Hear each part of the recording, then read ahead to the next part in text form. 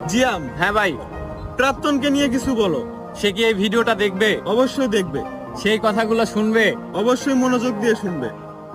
এ শহর ঘিরেই রয়েছে প্রেম, আর প্রেমকে ঘিরেই যত পাপ। আমার গল্পের মেয়েটি ছিল মায়াবতী, আমার আকাশে নির্দিষ্ট একখণ্ড চাঁদ। বহুদিন ধরে আমারে চোখ জোড়া তাকে দেখে না, শুনেছি সেও নাকি আগের মতো আমায় আর মনে রাখে না। আহ আহ, তার চোখের চাহনি, তাই হয়তো আজ অব্দি কোনো মেয়ের প্রতি ভালোবাসাটুকু জন্মায়নি।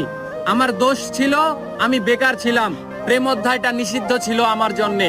তবে এ শহরে প্রেম হারায়, প্রেমিকারাও হারায়। এর পেছনে শুধু বেকারত্বই দায়ী নয়, আমাদের প্রতি ওদের টান কেটে যাওয়াই প্রধান বিষয়।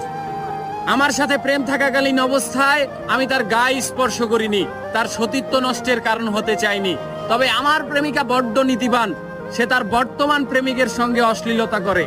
আমার এ করুণ অবস্থায় আজ তীব্র হারে অনুশোচনা করে। এটা আসলে সেরা ছিল।